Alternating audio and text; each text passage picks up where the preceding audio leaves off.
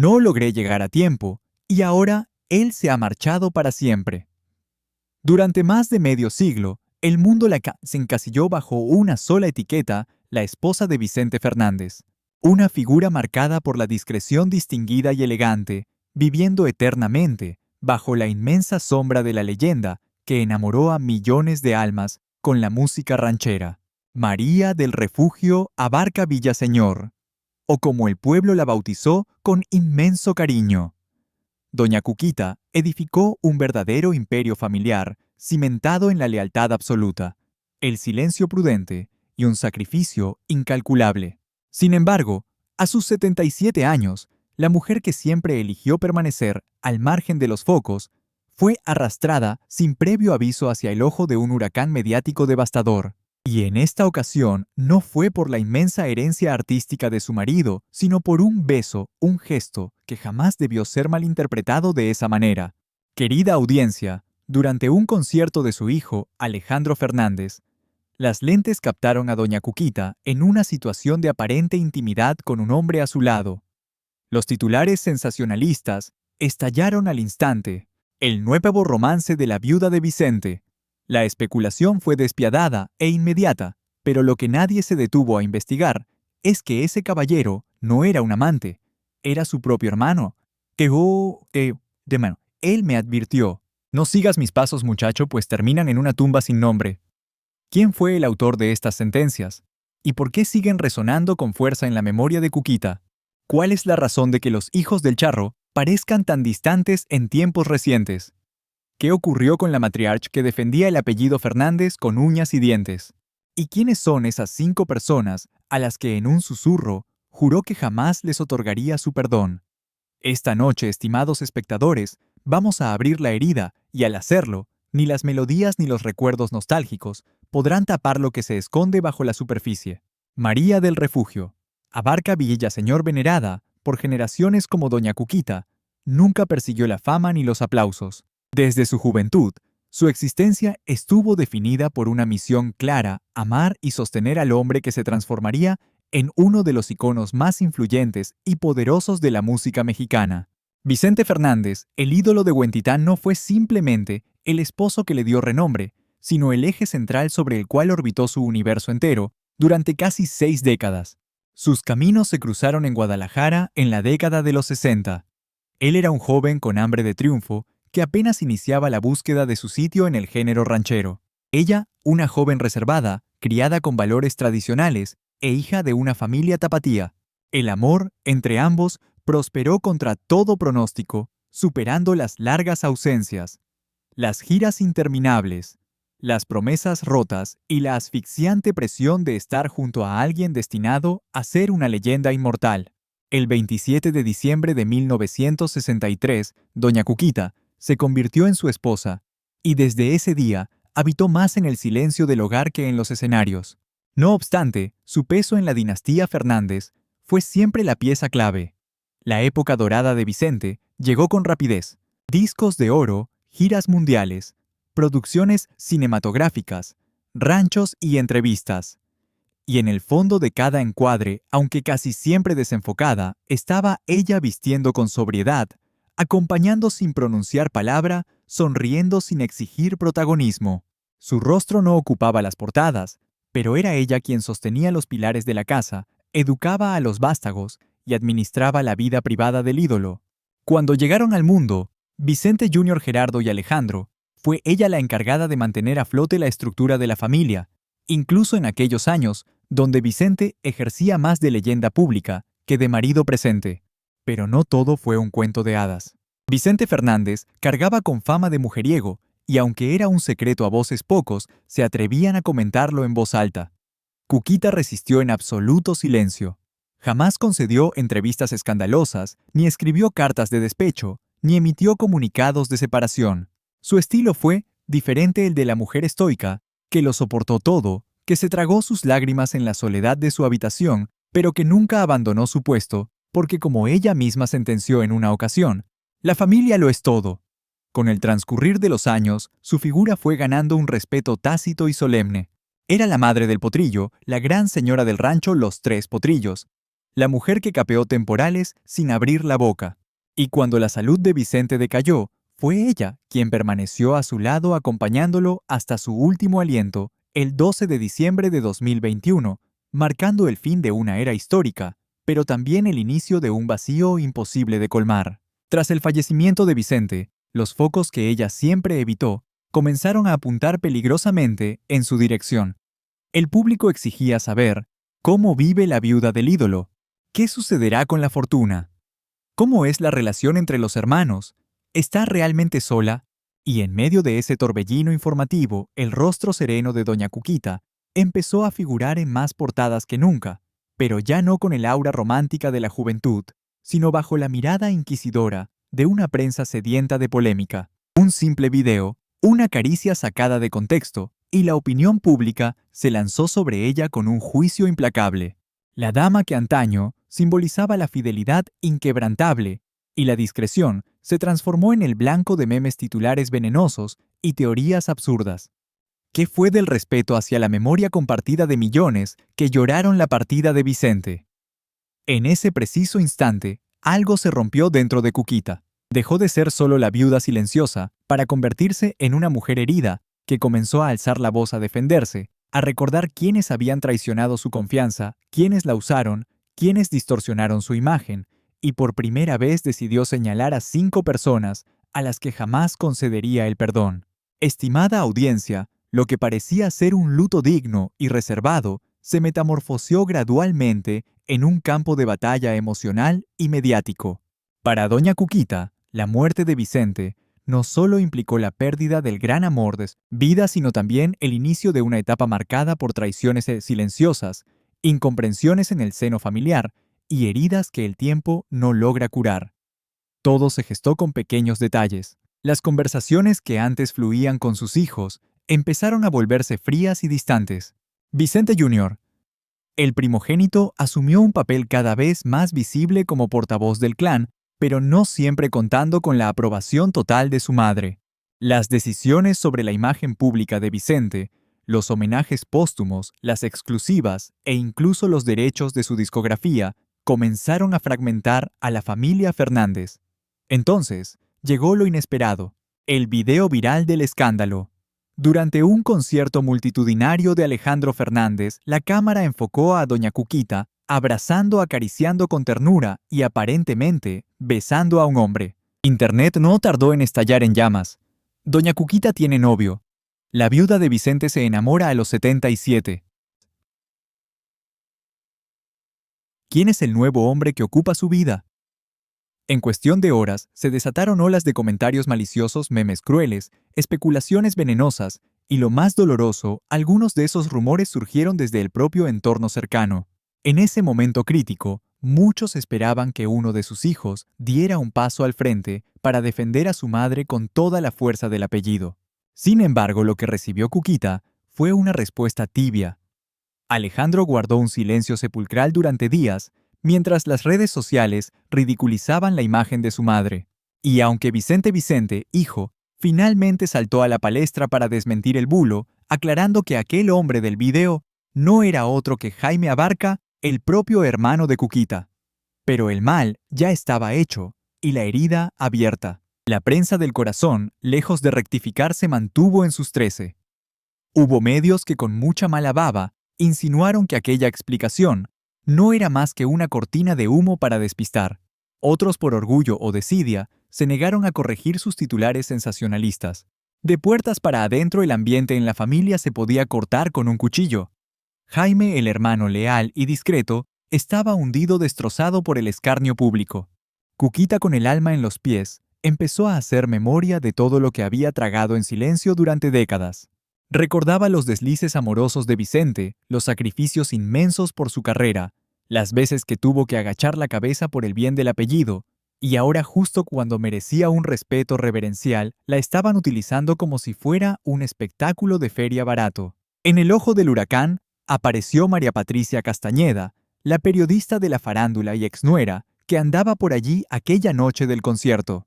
Aunque no cargó directamente contra Cuquita, muchos pensaron que su compadreo y cercanía con ciertos medios avivó la llama para que se propagase el escándalo. Para doña Cuquita, lo que más escocía no eran las mentiras, sino el silencio cómplice de quienes vieron la escena y no movieron un dedo para defender la verdad. Cuquita empezó a olerse que la pasta y los intereses económicos estaban pesando más que el respeto en su propio círculo. La gestión de la finca. Los 3 potrillos, los contratos póstumos, las producciones musicales. Todo parecía escurrirse de sus manos para pasar a otras ajenas. Ella que había sido la roca silenciosa sobre la que se edificó esa maquinaria familiar quedaba relegada a figura decorativa, como si su criterio ya no pintara nada. En la soledad de su cuarto, volcaba su rabia en un diario. Se creen que soy tonta, pero lo he visto todo. Callé por amor, sí, pero también por miedo, escribía entre las páginas. Y un buen día se lo soltó a una amiga íntima, una frase que marcaría un antes y un después en esta historia. Hay 5 personas a las que no pienso perdonar en la vida, y no es por lo que hicieron, es por lo que consintieron que pasara. Ese fue el punto de no retorno. Doña Cuquita, a sus 77 años, dejó de ser solo la viuda del ídolo. Se reivindicó como mujer viva dolida y dispuesta a poner nombres y apellidos a quienes la traicionaron. Lo que vino después, queridos espectadores, no fue un circo mediático, sino una guerra fría de puertas para adentro, hecha de susurros, miradas esquivas y verdades que se atragantaban. Doña Cuquita, acostumbrada a hacer la amalgama del hogar que levantó con tanto esfuerzo, notó cómo el tejido familiar se deshilachaba, como si la muerte de Vicente no solo hubiera roto corazones, sino que hubiera agrietado los cimientos emocionales del clan Fernández. Intentó hacer de tripas corazón y fingir normalidad, pero el distanciamiento de Alejandro, su ojito derecho que tanto orgullo le dio, le dolía más que cualquier portada venenosa. Las llamadas escaseaban y ya no era como antes. Los encuentros eran gélidos, breves, puro trámite. Y cuando ella sacaba el tema del escándalo o mostraba a su pesar la respuesta, era un cliché doloroso. «Ya pasó, mamá. No te rayes tanto». No daban importancia a que su dignidad hubiese sido arrastrada por el fango de la prensa rosa, ni a que su propia sangre hubiese dudado de su integridad, aunque fuera un segundo. Aquello fue más que una falta de apoyo, fue una puñalada trapera que empezó a supurar en el silencio. Con Vicente hijo, la cosa no pintaba mejor. Sí dio la cara ante las cámaras para aclarar quién era el hombre del video, pero a buenas horas mangas verdes. Lo hizo tarde, cuando el bulo ya corría como la pólvora. Y en casa, su actitud se tornó más mandona, más distante. Las decisiones de calado ya no pasaban por ella. Solo se hablaba de negocios de discos póstumos de inversiones, pero nadie se paraba a preguntar: «¿Cómo estás, Cuquita?». Nadie se preocupaba por la mujer que había sostenido el chiringuito durante casi 60 años. El aire en los 3 potrillos se podía masticar de lo denso que era. El servicio notaba la tensión. Los desayunos familiares brillaban por su ausencia, las risas se esfumaron y en medio de ese invierno emocional, la sombra de María Patricia Castañeda volvió a planear como un fantasma incómodo. Cuquita nunca olvidó que fue ella, o alguien de su cuerda, quien filtró intimidades que debían quedarse en casa. No le montó un pollo directamente, pero le cerró las puertas a cal y canto. «El que calla otorga y también traiciona», escribió en una nota escueta que dejó junto a una foto de la familia. Pero lo más duro fue lo que se quedó en el tintero. Charlando con su hermano Jaime, el protagonista involuntario del lío Cuquita, se rompió y soltó la verdad. «He protegido su apellido toda la vida. He tragado quina con cada amante que tenía. Crié a sus hijos, cuidé su legado, y ahora no merezco ni un voto de confianza». Jaime, con los ojos vidriosos, sentenció: «Se acabó el callar, hermana. Hasta aquí». Ese instante fue el clic que lo cambió todo. Ya no se trataba de aguantar carros y carretas. Cuquita empezó a hablar, a escribir, a dejar miguitas de pan sobre todo lo que había soportado. En una misiva privada que aún guardan bajo 7 llaves, listó los 5 nombres que le hicieron ver las estrellas del dolor. No todos eran enemigos declarados. Algunos eran seres queridos que fallaron estrepitosamente cuando más falta hacían. Por los pasillos de la finca, los rumores corrían como la pólvora. «La señora está escribiendo algo. Tiene una lista negra y no va a perdonar». Porque a veces, estimados televidentes, la estocada más dolorosa no es el ataque directo, sino ver que quien debía ser tu escudo se quita de en medio. Y ese dolor no se cura con un par de abrazos. El desenlace que nadie veía venir llegó una tarde plomiza de agosto en la intimidad de Los Tres Potrillos. El día estaba gris, como si el cielo presagiara la tormenta. Doña Cuquita, impoluta vestida de blanco, caminó hasta el salón principal donde había citado a Alejandro y a Vicente hijo. Por separado, ambos habían puesto excusas de tiempo, pero ella se plantó. Tenía que ser ese día, y los quería a los dos allí. Sobre la mesa reposaba un cuaderno de tapa dura con su nombre manuscrito.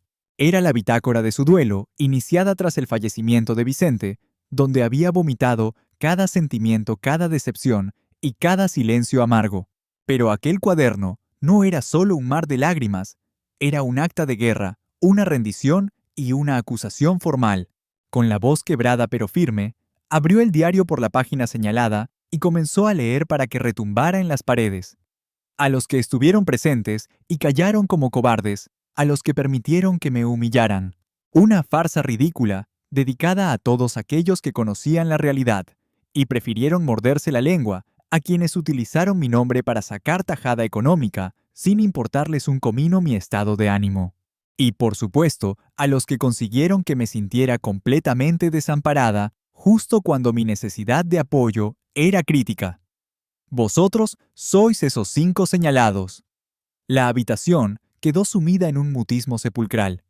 Alejandro cerró las manos con fuerza, conteniendo la rabia mientras Vicente hijo clavaba la vista en el suelo. Ninguno osó romper el silencio, aunque era evidente que algo se había resquebrajado en su interior. La matriarca no tuvo necesidad de acusarlos con el dedo. Ellos tenían muy claro a quiénes iban dirigidas sus palabras y el peso de la culpa flotaba en el ambiente. Transcurrieron largos minutos sin que nadie articulara palabra, hasta que Alejandro, venciendo la distancia, se aproximó para asirle la mano con delicadeza. Con la mirada anegada en lágrimas, buscó los ojos de su madre y soltó con un hilo de voz apenas audible. «Perdóname, mamá, cometí un error garrafal. Creía que guardar silencio me hacía parecer fuerte, pero por dentro estaba siendo un cobarde». Vicente, hijo con la garganta hecha un nudo, y la voz quebrada, apostilló. «Jamás se me pasó por la cabeza que la herida fuera tan profunda. Siempre te tuve por una mujer indestructible de hierro igual que papá». Doña Cuquita, que llevaba meses ensayando mentalmente aquella escena, no contestó de inmediato.